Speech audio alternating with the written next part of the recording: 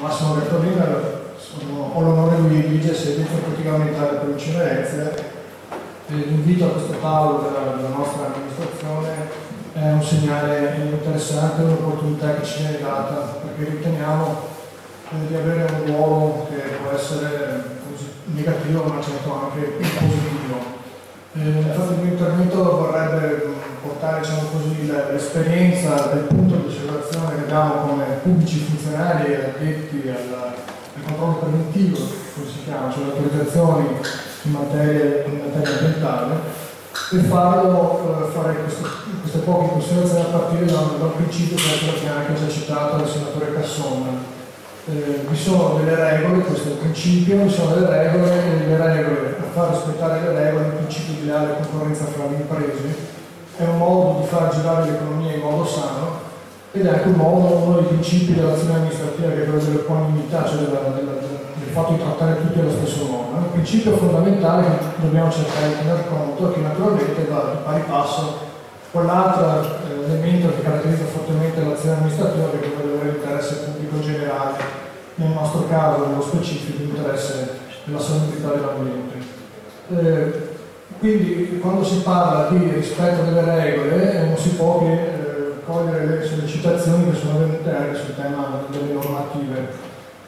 La normativa ambientale effettivamente è una normativa molto complicata, complessa, fin troppo articolata. Io penso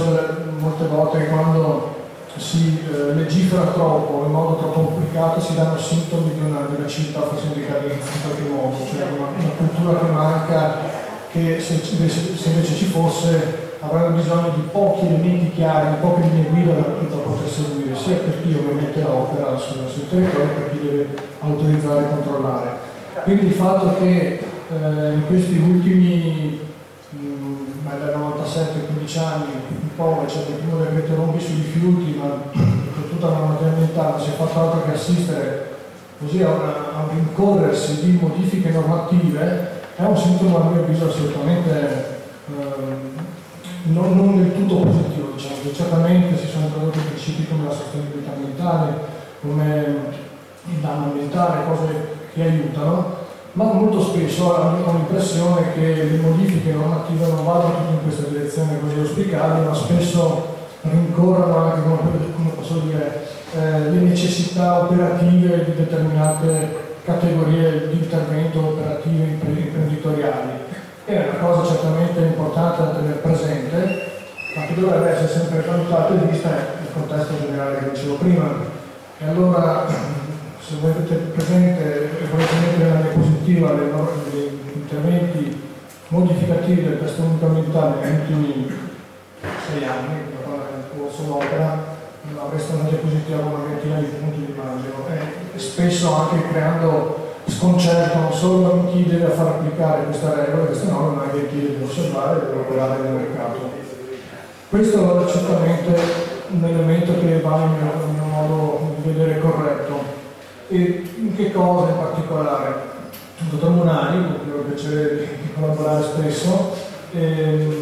ha fatto presente un elemento fondamentale, che è quello dei controlli e del fatto che i controlli spesso, i numeri che abbiamo visto anche oggi, potrebbero essere una testimonianza, possono far emergere anche situazioni che magari non sono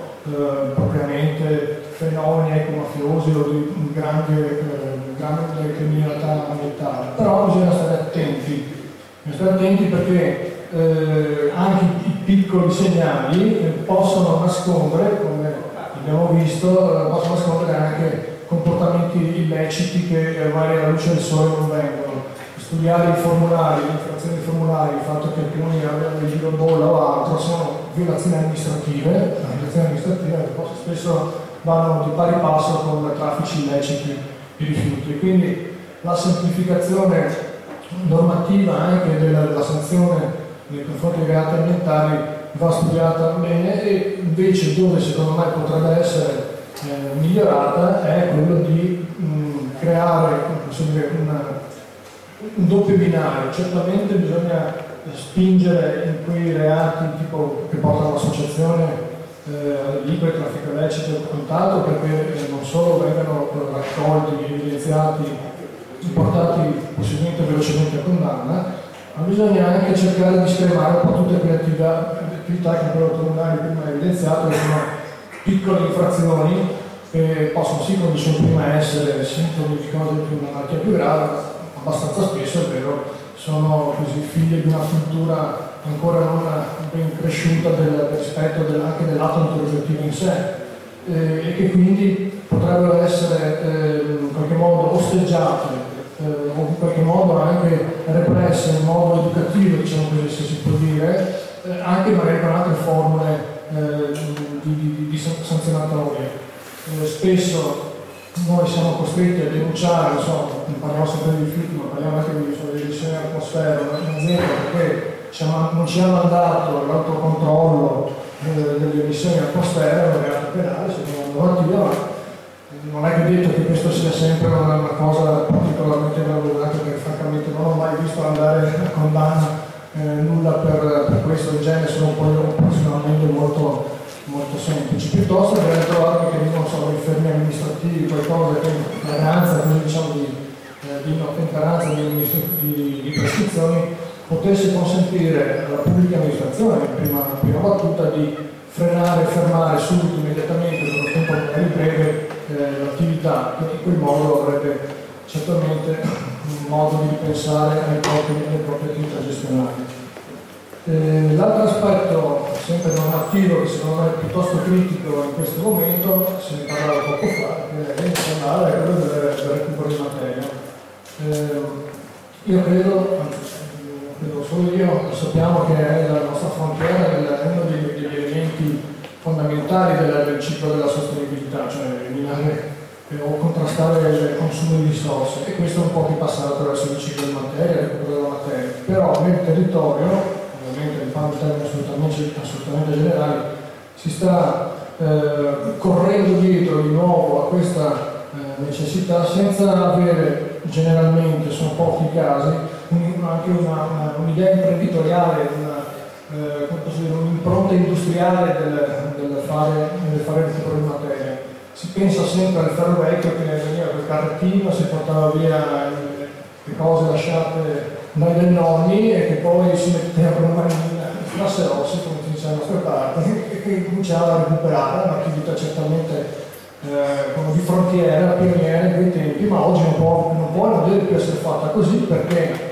le tipologie di rifiuti che entrano nel ciclo di lavorazione sono più complesse, hanno il rischio di avere contaminanti particolari al loro interno e vanno trattati. E anche perché, come abbiamo esperienze anche positive in questo senso, i trattamenti sono spinti a livelli tali per cui effettivamente si possono recuperare materie dalle cose più disparate. Alle cose più disparate possono avere magari dei contaminanti particolari che poi nel ciclo del recupero ci ritroviamo le giocate dei bambini, tanto per fare un esempio. Quindi è un elemento che va semplificato, va aggiornato dal punto di vista normativo e va trattato con molta attenzione anche dal punto di vista amministrativo. Su questo, il secondo punto, ancora un paio di minuti se posso, volevo fare un commento anche appunto sul ruolo della provincia, che è il punto a cui ho cominciato. Una provincia più in generale delle amministrazioni locali. Io credo che ci siamo annoverati forse fra i cosiddetti colletti grigi, insomma, nelle cose più, nei casi meno edificanti. Ma questa definizione, forse in chiave scura, più che chiara, c'era l'idea anche dell'importanza del ruolo che hanno le amministrazioni pubbliche. Nel senso che è necessario i funzionari pubblici, il sistema pubblico, non parlo quindi dell'autorità giudiziaria che è già ben formata sotto questo profilo, prenda coscienza del proprio ruolo di cerniera un po' nel sistema. È vero, si diceva prima, credo di nuovo senatore Casson, perché non si può reprimere tutto, non si può pensare di fare solo repressione, la parte importante è la prevenzione. E una buona prevenzione passa attraverso certamente una buona autorizzazione, e anche una buona autorizzazione, teniamo presente, passa attraverso un dialogo continuo tra le amministrazioni locali. Le normative spesso ci chiamano a questo dialogo, a mettere a confronto vari aspetti ambientali, rispettivamente di etica, quindi della sicurezza, con quelli dell'edilizia, del quant'altro, e questo va fatto. Non è visto generalmente bene dagli operatori, perché comporta del tempo, delle difficoltà, ma a mio avviso è un elemento fondamentale attraverso il quale, fatto bene la prima parte, è più facile lavorare successivamente. Un secondo aspetto invece che ci chiama alla responsabilità come amministrazioni è quello di capire che non siamo compartimenti stagni. La provincia, tanto per fare esempio, non è quella che autorizza solo la gestione dei rifiuti, l'emissione atmosferica, lo scarico in acqua, ma lo fa attraverso appunto il dialogo con altre situazioni. E queste situazioni spesso escono nelle carte, si materializzano, si diventano evidenti, ma non è sempre automatico il passaggio dall'evidenza di un illecito o una possibilità di creare un illecito al fatto di segnalare questo illecito, che non è sempre necessario farlo ovviamente l'autorità giudiziaria, ma anche prevenirlo nei confronti di un collega, magari per trasformare una cementificazione o realizzarla in qualche modo. E questo semplicemente non limitandosi a guardare il proprio stretto campo di attività e di competenza. Per concludere volevo fare un altro elemento di valutazione. Sappiamo, mi ricollego alla questione che diceva poco fa di nuovo Munari, al fatto che ci sono spesso purtroppo zone non bonificate semplicemente intendiamo anche non svuotate dei rifiuti che hanno accumulato dopo un'attività imprenditoriale magari illecita o semplicemente perché fallita l'azienda è rimasta lì. Questa è una cosa assolutamente da valutare con attenzione. Non ci sono, a mio avviso, degli strumenti sufficientemente adeguati per combattere questo fenomeno. È stata citata l'indagine del dottor Gava del 2004 che ha fatto scuola anche qui per l'impianto della nuova ESA che 10 giorni fa ha avuto un incendio all'interno del suo perimetro. La nuova ESA ha ancora i rifiuti all'interno, Lì c'è un problema sicuramente anche delle amministrazioni, probabilmente anche di tutte le amministrazioni che potevano forse essere più solerte. Io ho fatto sempre il principio di autocritica, insomma, anche se ovviamente questo non significa che le cose fossero state fatte male, probabilmente si poteva fare di più in quel momento, ma il fatto è che quello è un esempio tra tanti. Prima si riferiva, forse se ho capito male, alla questione dell'alta velocità, che anche a Venezia, oltre a Perugia, c'è un deposito ancora di rifiuti legati a quell'indagine, a Milano, non contento di dire in particolare, e non si riesce a portarli via.